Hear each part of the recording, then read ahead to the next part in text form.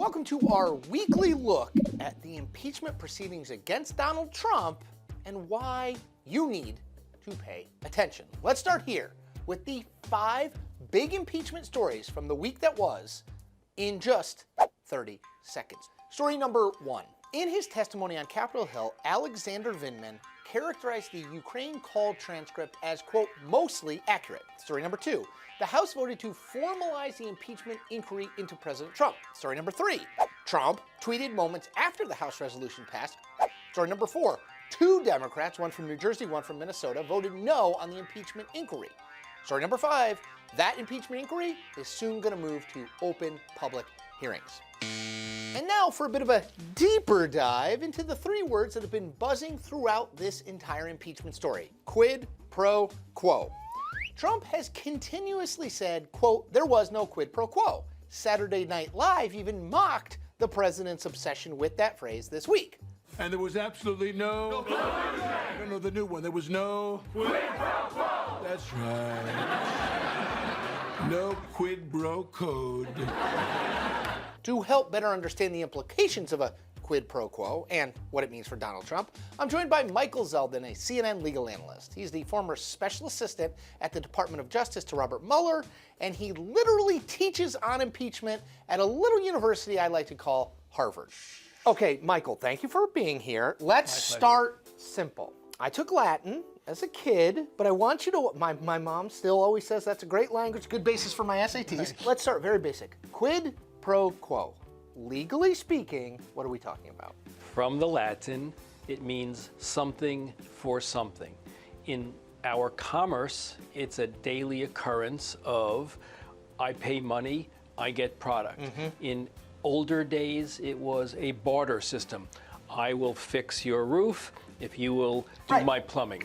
That's normal something for something behavior. My roof does not look great. And I'm pretty good at that stuff. Okay, good. Is there an example in the political realm for people to understand, okay, this is what a quid pro quo looks like and this is why it would be wrong? So a quid pro quo, we have to understand, is generally speaking today thought of in pejorative terms. When you say quid pro quo, it means doing something underhanded in exchange for a favor. A bribe sort of is a typical illegal quid pro quo. I will bribe you if you will appoint me to the seat of vacated Senator Obama. That's classic illegal quid pro quo. But that's just the normal daily use of it in criminal law terms. It happens a lot in sexual harassment. If you want this promotion, you will do this sexual favor for me. But just to dig a little deeper, to your point, not always a pejorative necessarily. They happen in everyday life, to your point. If I'm an expert at writing, you're an expert at interviewing. If you do this, I will do that, right? Correct. That's absolutely right. There is the song The Wait yes. by the band. Yes, I'm glad you're making this reference. Look it up, kids, if you don't know the band. Levon Helms sings, I will fix your rack if you take Jack, my dog. Yeah. Quid pro quo. I'll fix your rack. You take Jack, my dog. That dog's a pain favor in the butt. for favor. Nothing illegal about nothing illegal about that. Right. So I think that that's important. So we tend to think of it always in a pejorative sense. Not always. Okay, let's talk legally. How difficult is it, legally speaking, to prove a quid pro quo? These cases, they fall generally speaking under a statute that's known as the Hobbs Act. In political terms, it's you are doing something that your office allows you to do and which you should do essentially for free, but you're doing it only in exchange for some personal benefit to you. So it's the use of the powers of your office for personal benefit when you should use the powers of your office only for the public benefit. There was no quid pro quo. There was no quid pro quo. There was no quid pro quo. Okay, so for people who are dialing into this, who see Donald Trump's tweets, who see, all of this talk about quid pro quo, who don't have the 13 years of Latin expertise that I enjoy. Now, and remind you, I took Pig Latin, so basically the same. Basically the same. And by the way, sidebar, my Latin never helped me in the SATs. Thanks, Mom. Anyway, for people who are paying kind of loose attention to this, when you hear quid pro quo, you should think One, what does this mean? And as we've discussed, it means getting something for something. And then you should ask, is it a legal something for something, or is it an illegal something for something? And then if it is an illegal something for something, is that a prerequisite for there to be an article of impeachment for abusing the powers of your office? So that's the three-step process. And just one last thing. There does not have to be a underlying crime for there to be a quid pro quo that violates that trust in office. Is that correct or not? Well, I wouldn't phrase it that way. Okay. There doesn't have to be... Welcome to my life.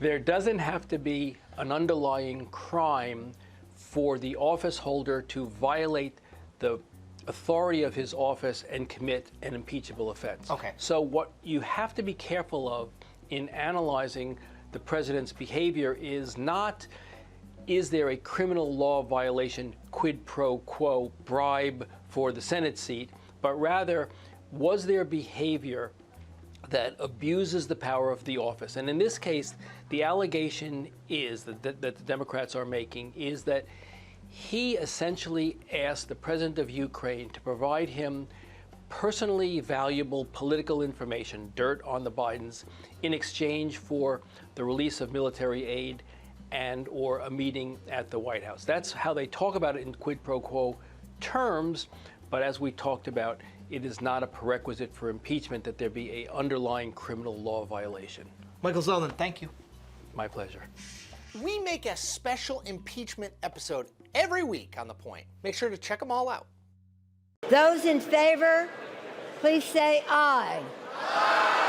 On the heels of a House vote that could lead to his impeachment, President Trump is taking the defense strategy into his own hands. He is the war room. Telling the Washington Examiner he's considering reading the transcript of his call with the Ukrainian president as a fireside chat on live television. His own aides have testified that they were alarmed by that call. Asked if he was being serious, Press Secretary Stephanie Grisham declined to offer any specifics. Sure, absolutely. When? I don't have any timing. Trump believes reading the call aloud will show people he acted appropriately. And as Democrats move to the next phase of impeachment, his campaign is fundraising off it, bringing in $3 million online as the House of Representatives voted Thursday. Trump says he believes this will backfire on Democrats. But a new poll from ABC and the Washington Post reveals Americans are sharply divided. 49% say he should be impeached and removed from office, while 47% say he shouldn't. Despite those numbers, the White House says impeachment appears inevitable. We are prepared for an impeachment to happen, yes. Exasperating his Republican allies, the president says his one-man war room doesn't need any help, telling the Examiner, "I already have good people." He's hired no new communications aides since Democrats launched their probe, and it's been 235 days since the last press briefing. Whenever it's time. I think right now we're doing just fine. The stall in strategy is coming as House Democrats are preparing to take their investigation public, and Speaker Pelosi is defending her decision to move forward. We have no choice. We took an oath to protect and defend our democracy, and that is what he has made an assault on.